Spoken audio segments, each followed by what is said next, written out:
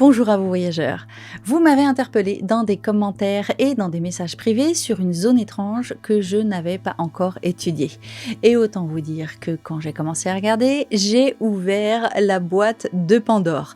Alors on a des disparitions inexpliquées, des ovnis, des cryptides, des légendes locales étranges, le tout comme d'habitude documenté et fourni de nombreux témoignages. Alors forcément, fallait qu'on en parle. Mais avant toute chose, soyez les bienvenus sur ma chaîne La Carte du Surnaturel. Je m'appelle Marie-Élise, j'étudie les lieux étranges et j'enquête sur les mystères de notre planète. Alors si ça vous intrigue, n'hésitez pas à vous abonner et sachez que devenir membre vous donne accès à des contenus cachés. Allez, c'est parti!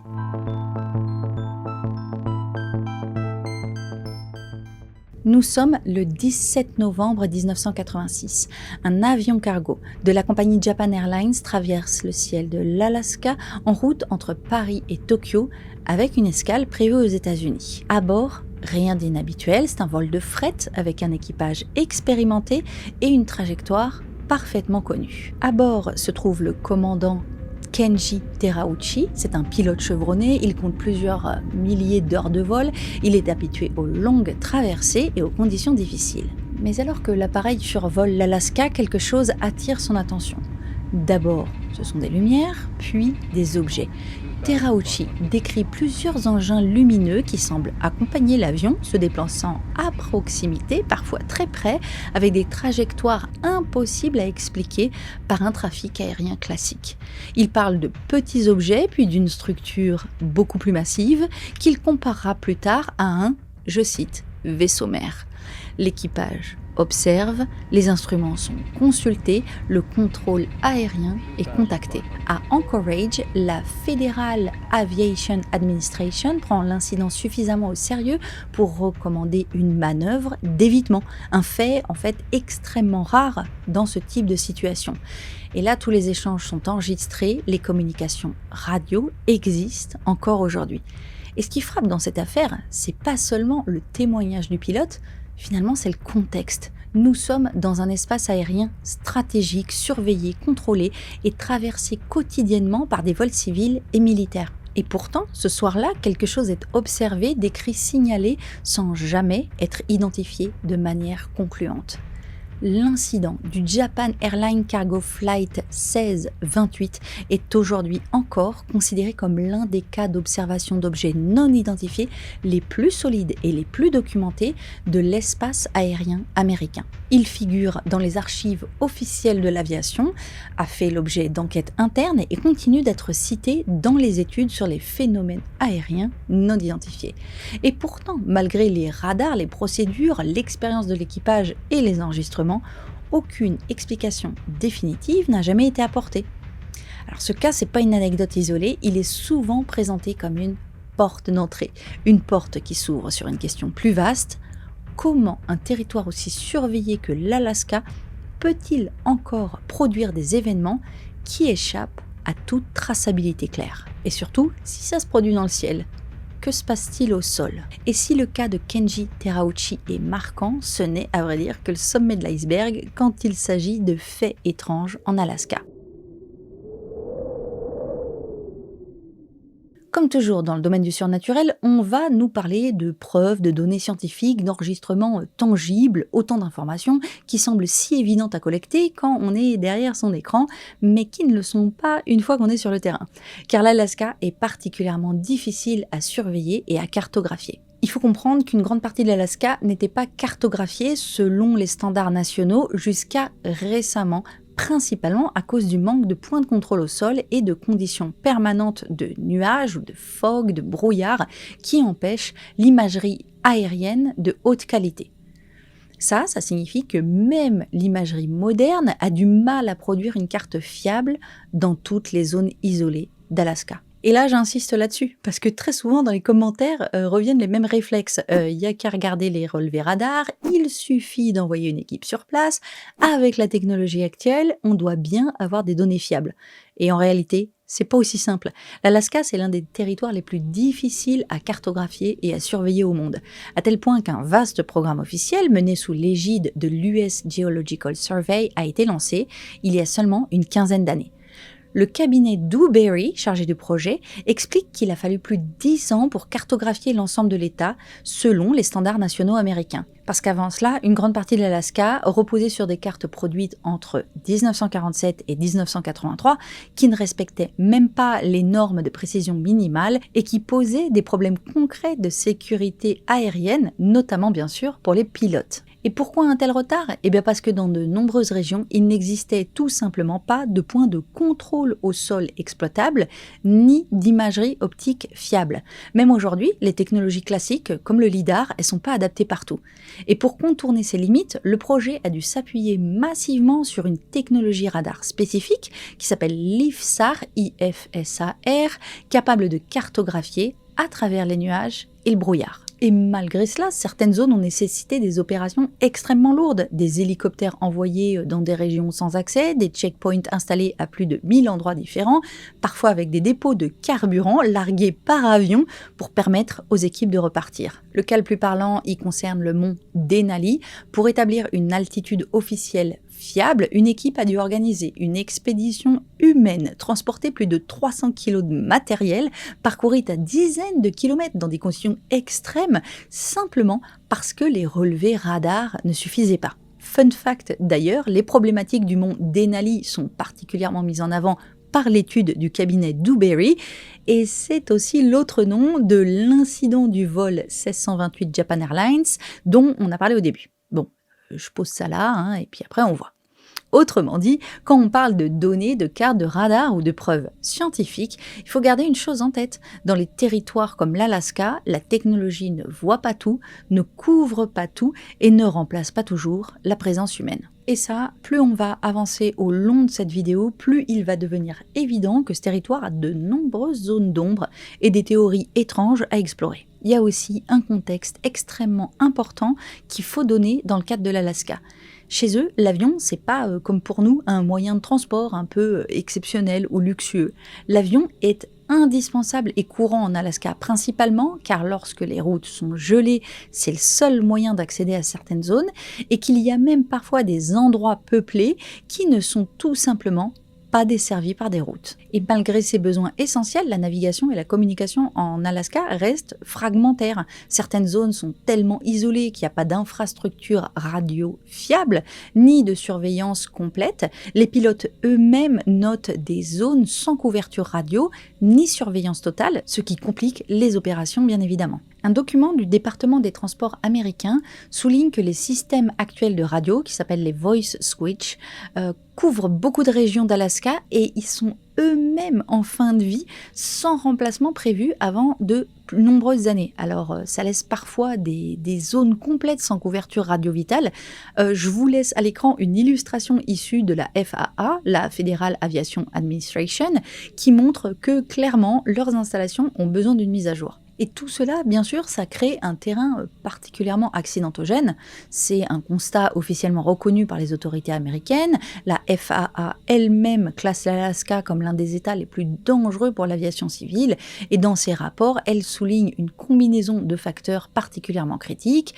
Une météo extrêmement instable et changeante, des reliefs montagneux abrupts, souvent mal visibles, et des perturbations récurrentes de la navigation et des communications, notamment, comme je l'ai dit tout à l'heure, à cause du brouillard. La presse locale en Alaska relaie régulièrement ces réalités. Des journaux comme Anchorage Daily News ou Alaska Dispatch rappellent que dans certaines régions, un avion peut disparaître sans laisser de signes exploitables simplement parce que le terrain, le climat et l'absence d'infrastructures rendent toute recherche extrêmement complexe. Et finalement, pour l'Alaska, tout converge vers une zone hors réel.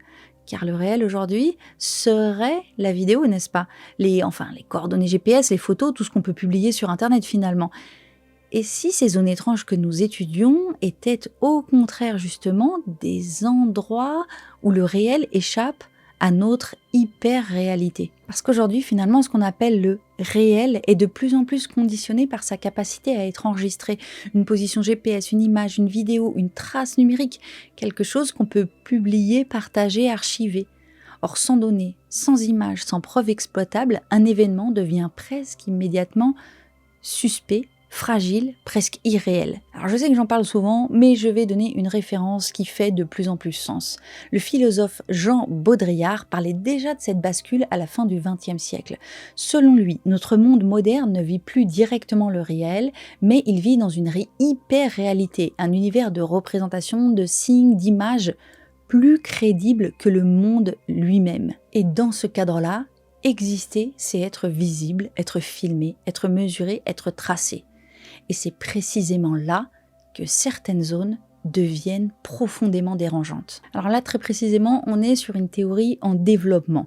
Et si ces zones que l'on qualifie d'étranges n'étaient pas des anomalies du monde, mais au contraire des zones de réalité pure qui échappent à l'hyper-réalité moderne, des endroits où le réel n'est plus immédiatement transformé en contenu, où l'expérience ne devient pas une vidéo, où l'événement n'est pas validé par un algorithme, des territoires où le réel existe sans témoin numérique.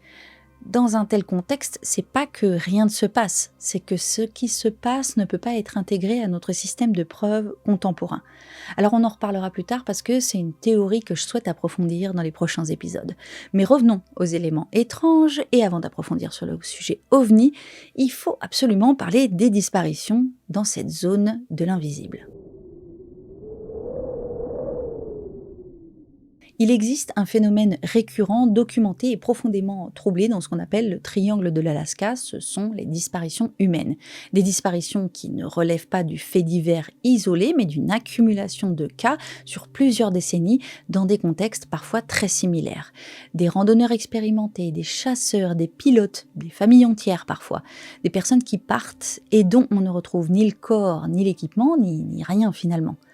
Et pourtant, les recherches elles sont lancées rapidement. Il y a des équipes qui sont mobilisées pour ratisser de larges zones sans succès. Comme toujours sur la chaîne, on va bien documenter et du coup, j'ai sélectionné quelques cas emblématiques. Tout d'abord, le plus ancien cas notable documenté que j'ai trouvé, il est dans les années 1950, c'est la disparition de l'avion militaire Douglas C-54D qui a eu lieu le 26 janvier 1950. Un avion de transport militaire américain Douglas Skymaster a disparu alors qu'il volait de Anchorage vers Montana avec 44 personnes à bord. Le dernier contact radio a eu lieu environ 2 heures après le décollage et puis plus rien.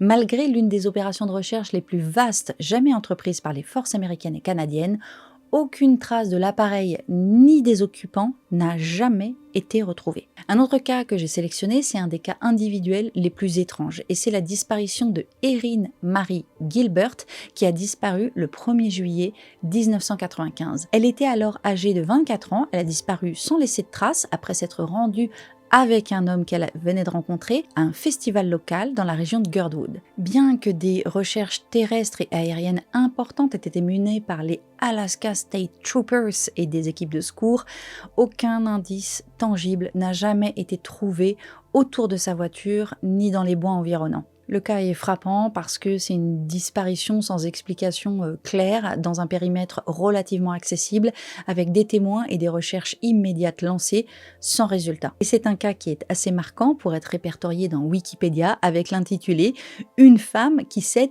évaporée, vanished ». Disparu sans laisser de traces. Un autre cas que j'ai noté, c'est un cas de disparition répétée de personnes individuelles. Dans la petite communauté de Nome, plusieurs habitants ont disparu à quelques années d'intervalle. Joseph Balderas a été vu pour la dernière fois en 2016 avant de disparaître avec son véhicule abandonné sur le bord d'une route sans aucun signe de lutte. Et Florence Okpealuk a disparu dans la même ville 4 ans plus tard. Les enquêtes ne sont pas parvenues à expliquer ces disparitions et les résidents restent dans l'incertitude. Et là, on parle bien de disparitions dans des zones habitées et des activités sans lien immédiat avec des comportements extrêmes ou d'aller dans la neige ou de faire du sport. Tout ça ajoute à l'étrangeté des phénomènes observés. Alors voilà pour les cas sélectionnés. Je vous avoue que j'ai voulu savoir s'il y avait des témoignages de disparitions encore plus ancien que 1950. Là, ça serait avant même l'avènement des radars, du GPS et des bases de données numériques. J'ai trouvé le cas de Lillian Eiling, une femme qui traversa à pied des milliers de kilomètres à travers l'Ouest canadien et l'Alaska dans les années 1920-1930. Elle n'a jamais été revue après un dernier témoignage près du détroit de Bering. On peut cependant là assez logiquement l'imputer au danger de l'exploration en solitaire. Et avant le XXe siècle, en fait on dispose pas d'archives de disparition officielles qui remontent avant ça pour l'Alaska. C'est essentiellement parce qu'en fait, avant 1867, l'Alaska, elle était sous administration russe. Il existait peu d'archives ouvertes ou centralisées dans des formats compatibles avec ce que nous appelons aujourd'hui des cas documentés. Et aussi parce que les populations autochtones n'écrivaient pas leur histoire selon les standards archivistiques européens ou américains et leurs récits oraux ne sont généralement pas structurés en dossiers de disparition exploitables a posteriori. Et justement, ce qu'on peut alors prendre comme une anomalie d'enregistrement des faits va faire sens quand on va se pencher sur ces peuples et leurs croyances. Et là, je suis sûre que vous m'attendez au tournant quand on parle de disparition étrange. On parle de David Paulides, ancien enquêteur de police, à travers sa série de livres connus sous le nom Missing 411. Son travail consiste à compiler des cas de disparition survenus dans des zones sauvages, principalement en Amérique du Nord, et une part significative concerne l'Alaska. Alors, on reprécise bien que les ouvrages de Paulides sont souvent critiqués pour leurs interprétations, parfois spéculatives, et pour une sélection de cas qui peut quelque part orienter la lecture. Mais même en laissant de côté ces conclusions personnelles, il y a quelque chose qui reste évident. Les dossiers qu'il compile renvoient à des faits réels, documentés, issus d'archives de police, de rapports de parcs nationaux et de communiqués officiels, ainsi que de la presse locale. Et tout cela dans un territoire qui alimente énormément de théories alternatives. Alors en fait, on avait déjà sur cette chaîne évoqué l'Alaska en parlant de Whittier. C'est une ville entière qui vit dans un seul immeuble. Et c'est déjà en soi l'image d'un territoire qui fonctionne pas exactement comme ailleurs. Mais quand il s'agit des disparitions, on parle carrément d'un triangle de l'Alaska. Alors en fait, la chaîne anglaise History, dans sa série Sky, en a fait un épisode complet. D'après eux, tout a commencé bien avant l'accident du Japan Airlines. Et je vais les citer. Tout commence en 1972 lorsqu'un événement marque durablement les esprits. La disparition de deux figures majeures du Parti démocrate américain, Nick Begich et Hale Boggs, lors d'un vol dans la région. Les deux hommes étaient membres de la Chambre des représentants des États-Unis. Nick Begich représentait l'Alaska en tant que député élu à l'échelle de tout l'État, tandis que Hale Boggs occupait le poste stratégique de chef de la majorité à la Chambre. Le 16 octobre 1972, Begich et Boggs montent à bord d'un petit avion qui décolle d'Anchorage. L'appareil doit rejoindre la ville de Juneau et il n'y arrivera jamais. Alors sans surprise, l'avion n'a jamais été retrouvé, ni d'épave, ni de débris identifiables, ni même de traces concluantes. À l'époque, une opération de recherche massive est immédiatement déclenchée. Elle devient l'une des plus vastes jamais menées en Alaska. Avions militaires, hélicoptères, navires, bénévoles, ratissage aérien et terrestre pendant plusieurs semaines dans des conditions météorologiques extrêmement difficiles et rien. Aucune preuve matérielle permettant de reconstruire l'accident. Officiellement, l'hypothèse retenue reste celle d'un crash dû aux conditions météo et au relief. Mais l'absence totale de débris, malgré l'ampleur des recherches, a profondément troublé l'opinion publique. D'autant plus que les passagers n'étaient pas des anonymes, mais des responsables politiques de premier plan, dont l'un était au cœur du pouvoir législatif américain. Et c'est à partir de ce moment-là que l'idée d'un triangle de l'Alaska commence à circuler plus largement dans les médias et la culture populaire. Non pas comme une théorie ésotérique à l'origine, mais comme un constat inquiétant, même des avions transportant des personnalités majeures peuvent disparaître dans cette région sans laisser de traces. Alors ce fameux triangle, il serait dans une zone reliant trois villes, Anchorage au sud-centre, Juneau au sud-est et Utqiagvik, qui s'appelait anciennement Barrow, au nord. L'Alaska nous montre qu'il existe encore des territoires où le réel peut se produire sans être immédiatement capturé, mesuré ou archivé. Et c'est précisément là que nous allons maintenant nous aventurer en approfondissant la question des ovnis. L'Alaska occupe une place stratégique majeure sur la carte du monde moderne. Pendant la guerre froide, sa position entre les États-Unis et l'Union soviétique en a fait l'un des territoires les plus surveillés d'Amérique du Nord, fortement militarisé et équipé de radars et de dispositifs de détection. Et c'est aussi un couloir aérien clé, il y a de nombreuses routes civiles et militaires qui y passent chaque jour, souvent dans des conditions météorologiques difficiles, comme on le dit à chaque fois, mais autrement dit, le ciel de l'Alaska est à la fois extrêmement fréquenté et extrêmement surveillé.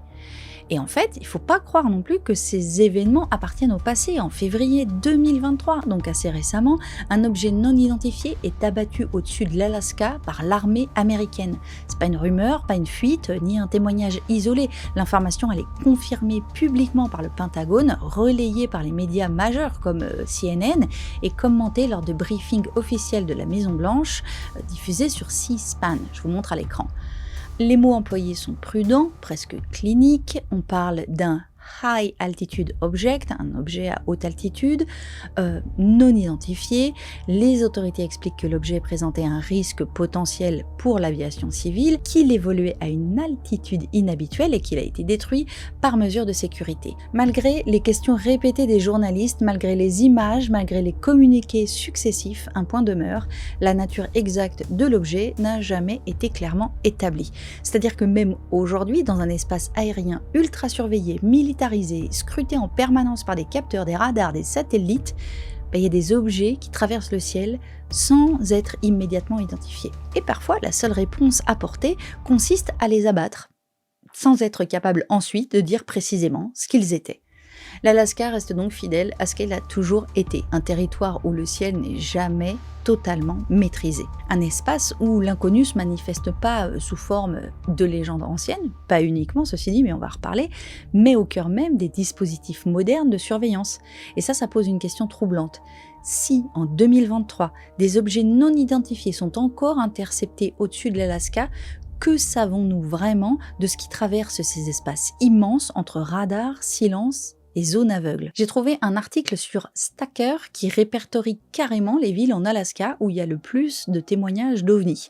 Les chiffres y sont basés sur les données du National UFO Reporting Center qui a compilé les villes d'Alaska où le plus grand nombre de témoignages d'objets volants non identifiés ont été signalés depuis 1995.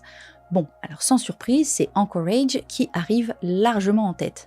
Avec plus de 160 signalements, c'est la plus grande ville de l'État et elle concentre à elle seule une part importante des observations recensées. Alors ce résultat, il s'explique en partie par sa population plus dense, son trafic aérien important et la présence de plusieurs infrastructures militaires et civiles. En deuxième position, on retrouve Fairbanks avec plus de 80 témoignages. La troisième place revient à Wasilla avec environ 50 signalements. Derrière ce trio de tête, les chiffres restent significatifs mais plus dispersés.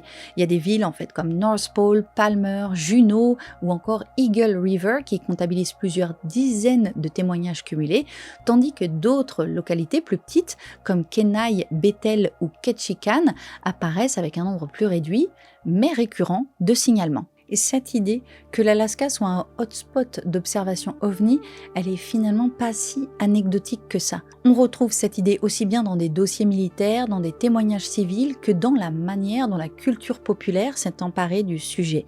Livres, documentaires, séries, l'Alaska y apparaît régulièrement comme un territoire à part, un espace où les rencontres seraient plus fréquentes, plus intenses, parfois plus radicales.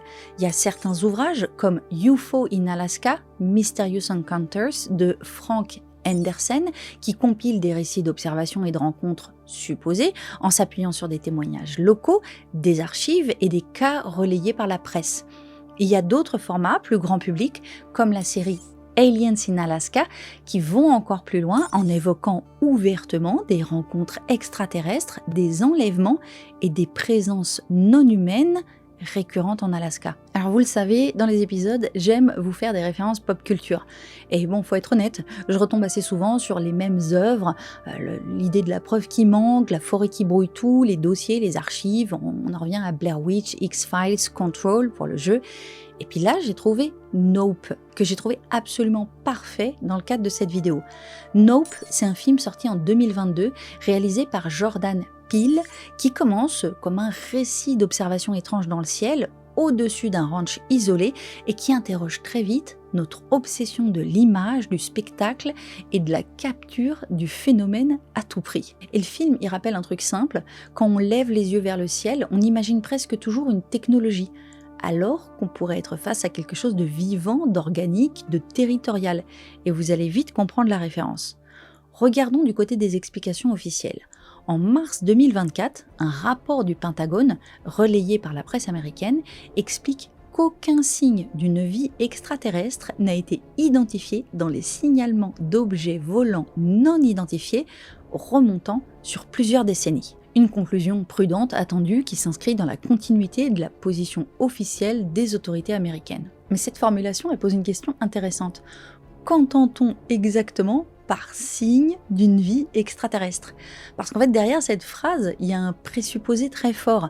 C'est l'idée que si une autre forme de vie devait se manifester, elle le ferait sous une forme reconnaissable, technologique, comparable à la nôtre. Un vaisseau, une machine, un objet construit. Et c'est précisément ce que rappelle le film Nope. Quand quelque chose apparaît dans le ciel, notre premier réflexe consiste presque toujours à y projeter une technologie. Et c'est là qu'on arrive sur la théorie de la pyramide noire d'Alaska. Certains auteurs et sites avancent l'existence d'une structure souterraine, surnommée la pyramide noire, située approximativement au centre du triangle de l'Alaska.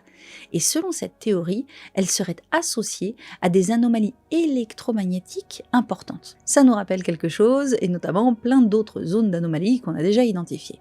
Alors ces zones, elles seraient qualifiées de vortex énergétiques, c'est-à-dire des régions où les champs électromagnétiques se comporteraient de manière instable, des phénomènes auxquels certains attribuent des dysfonctionnements d'instruments de navigation, des perturbations des compas, voire des difficultés de pilotage pour les aéronefs.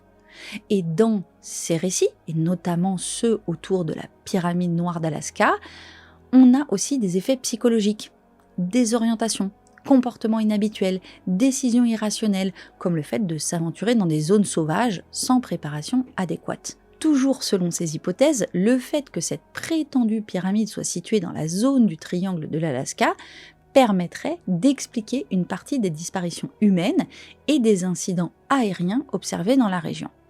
Alors, bien sûr, ces théories, elles ne reposent sur aucune preuve archéologique ou scientifique reconnue. Elles relèvent de récits alternatifs, souvent nourris par le silence des données, l'absence de traces claires et le caractère profondément déroutant du territoire. Mais elles ont une fonction intéressante. Elles tentent, à leur manière, de donner un sens à un espace qui résiste à l'explication. Et en allant un peu plus loin, cette structure, cette pyramide noire, elle aurait été construite par une civilisation ancienne.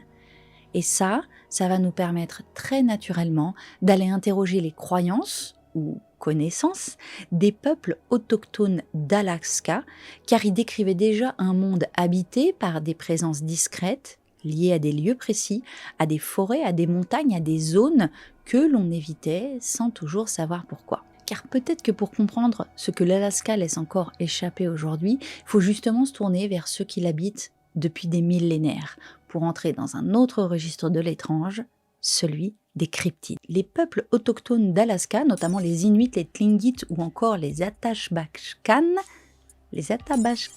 ont transmis pendant des siècles une tradition orale extrêmement riche, une tradition dans laquelle le monde n'est jamais strictement séparé entre l'humain, l'animal et l'invisible. Alors qui sont ces peuples exactement? Les Inuits, c'est un peuple autochtone de l'Arctique vivant au Canada, au Groenland, en Alaska et en Russie, en Tchoukotka. Leur nom signifie « les êtres humains en Inuktitut », c'est leur langue. Ils sont reconnus pour leur adaptation exceptionnelle aux environnements polaires et pour une culture vivante fondée sur la langue, la famille, la chasse et l'art. Leur population totale en 2025, sur plusieurs pays, est d'environ 180 000 personnes. Il y a aussi comme peuple les Tlingits, c'est un peuple autochtone de la côte nord-ouest du Pacifique, principalement établis dans le sud-est de l'Alaska, ainsi que dans le nord de la Colombie-Britannique et le sud du Yukon. Leur nom, Tlingit, signifie là aussi le peuple, et eux, ils sont environ 25 000. ce qui n'est pas beaucoup. Leur organisation sociale repose sur un système de moitié exogame. J'ai trouvé ça extrêmement intéressant. En fait, ils se divisent en quelque sorte en 2 clans. Il y a le clan du corbeau et le clan de l'aigle ou du loup. Et chacune est subdivisée en clans héréditaires. L'appartenance, elle est déterminée par la lignée maternelle. Les clans détiennent des droits sur des territoires de pêche, de chasse et de cueillette, ainsi que sur des emblèmes totémique. La hiérarchie sociale, elle valorise la générosité, exprimée notamment à travers la cérémonie du potluck, où sont redistribuées richesses et titres. Et eux, ils sont présents depuis au moins 6000 ans sur le territoire. Quant aux Athabascan ou Dénet, ils forment un ensemble de peuples autochtones vivant principalement dans l'intérieur du territoire, le long des grands fleuves comme le Yukon, le Tanana et le Copper. Ils constituent l'un des peuples autochtones les plus anciens d'Amérique du Nord, apparentés linguistiquement aux peuples du nord-ouest du Canada, ainsi qu'aux Navajo et aux Apaches du sud-ouest des États-Unis. Leur culture, elle reflète une adaptation millénaire au climat subarctique et un mode de vie fondé sur la chasse, la pêche et le partage communautaire là aussi. Et leur point commun à ces peuples, il est fondamental et c'est celui-ci. C'est un monde où le vivant, l'invisible et le territoire sont continus. Chez ces 3 peuples, la nature elle est animée, les frontières entre humain, animal et esprit sont poreuses. Certains lieux sont évités, respectés ou redoutés, et les récits servent à décrire des présences, pas à divertir. Et surtout, le savoir il se transmet par l'oralité, l'expérience et la mémoire collective, pas la preuve matérielle. Et c'est à partir de ce socle ancien que vont émerger les récits contemporains de cryptides, des histoires de créatures humanoïdes qui continuent aujourd'hui, portées par des randonneurs, des chasseurs, des pilotes et des habitants isolés, à être racontées. Des personnes qui vivent sur le territoire, qu'ils connaissent et qui n'ont a priori aucun intérêt à fabriquer une histoire. Nous sommes à l'hiver 2004, à proximité immédiate d'Anchorage, dans une zone boisée située non loin de Potter Marsh. Le témoin est un homme anonyme. Nous l'appellerons Jerry. Cette nuit-là, il sort faire de la motoneige avec 2 amis. Il est tard, autour de 11h, et la forêt est plongée dans une obscurité totale, éclairée uniquement par les phares des machines. Il a neigé récemment, la neige est fraîche, profonde, intacte, sans aucune trace humaine. Jerry, lui, il ouvre la route et ses amis le suivent à distance. Après une trentaine de minutes, il s'engage sur ce qui ressemble à un passage animal, un étroit corridor entre les arbres qui débouche sur une petite clairière. En franchissant un léger monticule, Jerry remarque que des traces étranges dans la neige sont présentes et qu'il y a une zone où celle-ci semble avoir été repoussée, comme si quelque chose s'était allongé là. Alors, d'abord, il pense à un élan, mais quelques mètres plus loin, en redescendant une seconde butte, le faisceau de son phare éclaire soudain une silhouette massive, sombre, à moins de 4 mètres devant lui. La chose est en mouvement, elle fuit dans la direction opposée. Jerry y freine brutalement, il est saisi par la peur.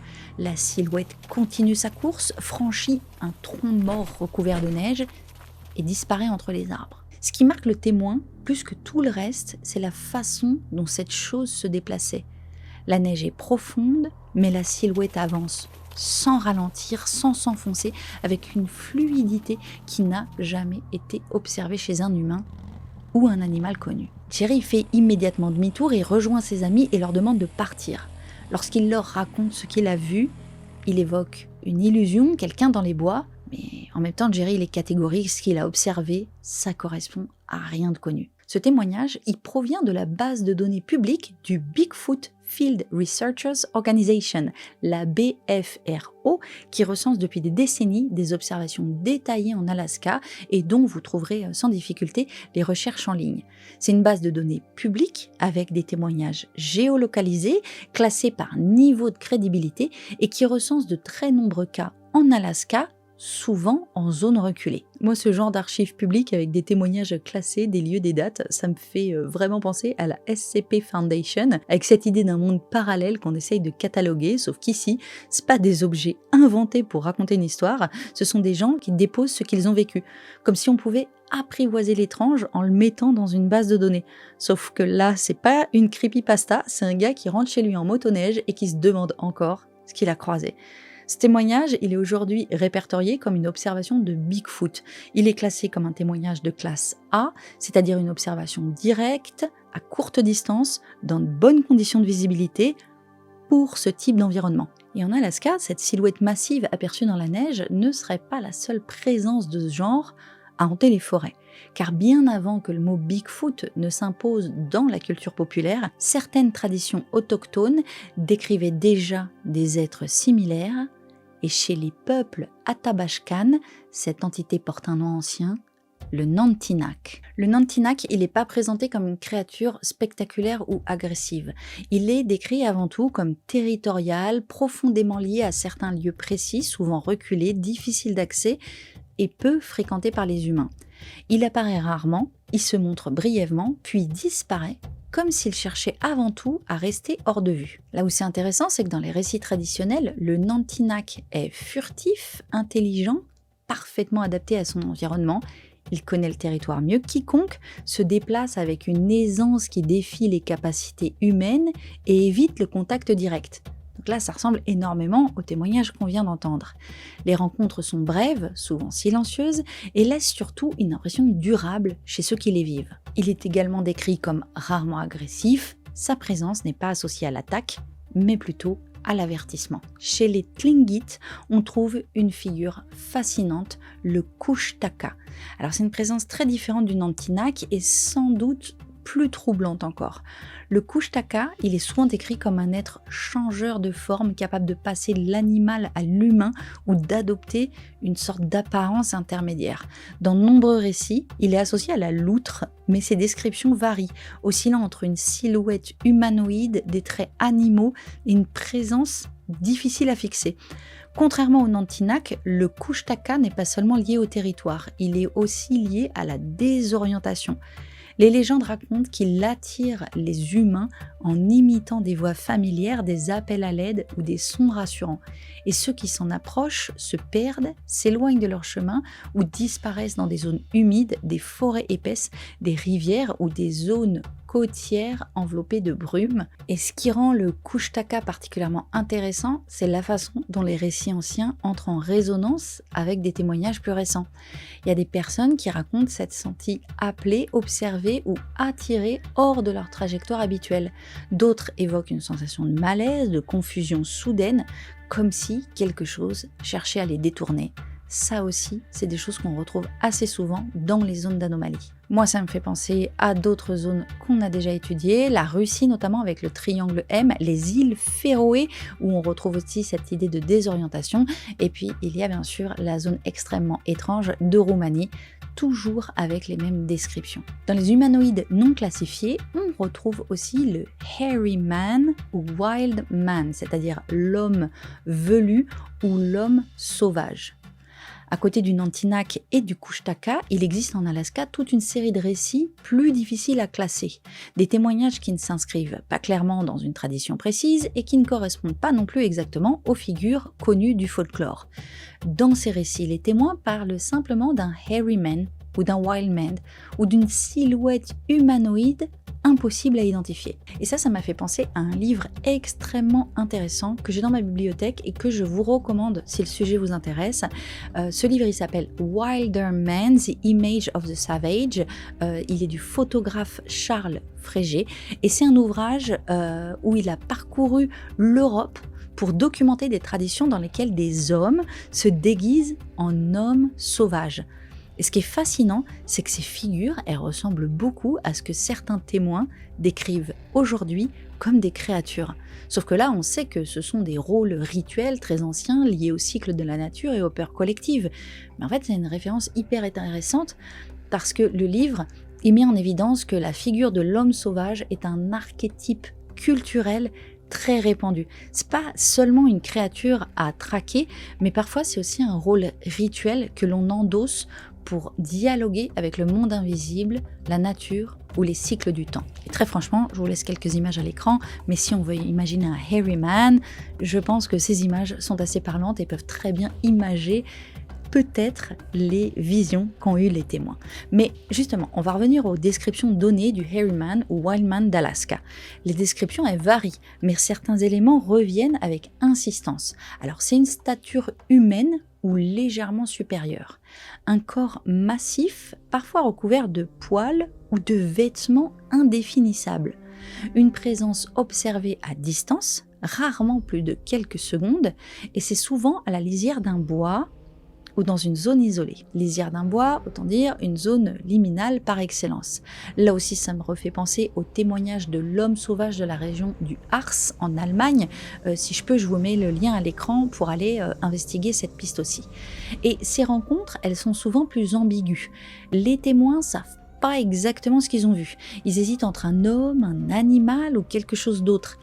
Et cette hésitation elle-même, elle devient centrale dans le récit. Il y a certains témoignages qui évoquent une posture étrange, une façon de se tenir ou de se déplacer qui correspond ni à celle d'un animal connu, ni à celle d'un humain ordinaire. Il y en a d'autres qui parlent d'un regard insistant, d'une impression d'être observé, pas de menace directe, mais une sorte de profond malaise. Et ce qui frappe dans ces récits, c'est qu'ils ne cherchent pas à convaincre. Ils sont souvent racontés un peu à contre-cœur, avec prudence, parfois même avec gêne. Les témoins insistent sur leurs propres doutes, sur leurs difficultés à mettre des mots sur ce qu'ils ont vécu. Et c'est peut-être là que ces figures deviennent les plus intéressantes. Le hairy man ou le wild man, c'est pas forcément une créature définie. En fait, ça ressemble à une zone de brouillage, un point de rupture entre les catégories. Dans un territoire comme l'Alaska, où les marges sont immenses et les traces très rares, ce type de rencontre pose une question simple mais vertigineuse. Que se passe-t-il lorsque notre regard croise quelque chose qui ne rentre dans aucune case connue ? L'Alaska apparaît alors comme un territoire de friction entre deux mondes. D'un côté, notre société contemporaine, habituée à tout documenter, à tout cartographier, à tout expliquer, et de l'autre, un espace qui résiste à cette mise en ordre et qui rappelle que l'expérience humaine précède parfois la preuve. Les traditions autochtones parlaient déjà de ces présences avec leurs propres mots. Elles décrivaient un monde vivant, habité, traversé de forces discrètes et de lieux sensibles. Aujourd'hui, on utilise un vocabulaire différent. On parle d'ovnis, de cryptides, de disparitions inexpliquées. Mais derrière ces termes modernes, les récits continuent de s'ancrer dans les mêmes paysages, les mêmes forêts, les mêmes zones de passage. Et ce qui change, ce ne sont pas tant les phénomènes que notre manière de les regarder. Là où l'image fait défaut, le témoignage reprend de la valeur. Là où les données manquent, le doute retrouve sa place. Et dans cet espace de doute, l'imaginaire, l'intuition et l'expérience vécue se rencontrent à nouveau. L'Alaska agit alors comme un révélateur silencieux, un territoire qui rappelle que le monde n'est pas entièrement soluble dans la preuve et que certaines choses existent, simplement parce qu'elles sont vécues, racontées et transmises. Et c'est peut-être pour ça que ces histoires persistent. Elles ne permettent pas une réponse définitive, elles invitent plutôt à accepter qu'il existe encore des endroits où le réel garde une part d'ombre et où notre regard doit apprendre à composer avec l'incertitude. Voilà, j'espère que cet épisode vous aura plu, un peu plus long que d'habitude. On a aussi un peu galéré pour l'enregistrer, donc on est un peu en retard, mais il est là, comme promis. Si ça vous a plu, si vous êtes arrivé jusque-là, sachez qu'il n'y a pas une, ni deux, ni trois façons de nous aider, mais il y en a 10. Tout est noté dans la description ci-dessous. N'hésitez pas à nous laisser un like, à me laisser vos commentaires, à booster la vidéo d'ailleurs aussi. N'hésitez pas. Je vous ai laissé aussi plein de références. J'essaye de bien mettre les titres de toutes mes vidéos pour que vous puissiez faire des recherches sur la chaîne. Donc n'hésitez pas, il y a plus d'une centaine de vidéos qui sont déjà disponibles sur des lieux et des phénomènes étranges. Et merci à tous les membres de la chaîne, merci à tous les abonnés, merci à tous ceux qui nous soutiennent ici, sur Twitch, sur Telegram, sur Patreon, il y en a qui nous soutiennent. Merci à tous pour ce que vous faites pour soutenir notre travail. On est là, on continue, tout va bien se passer. D'ici à la prochaine, portez-vous bien, et moi je vous dis ciao, j'en peux plus, elle a été trop dure cette vidéo à enregistrer. Ah franchement, si vous avez aimé, si vous êtes en train de regarder le bêtisier, mettez des pouces, mettez des commentaires. Wow, on l'aura pas volé, hein. Franchement on l'aura mérité. Allez, on se la joue à la cool. Let's On est cool. Comment ça, l'alcool, c'est cool. La bouche sèche. Oui, crotte, c'est 23h, j'en peux plus. Et c'est bisous. Et c'est bisous.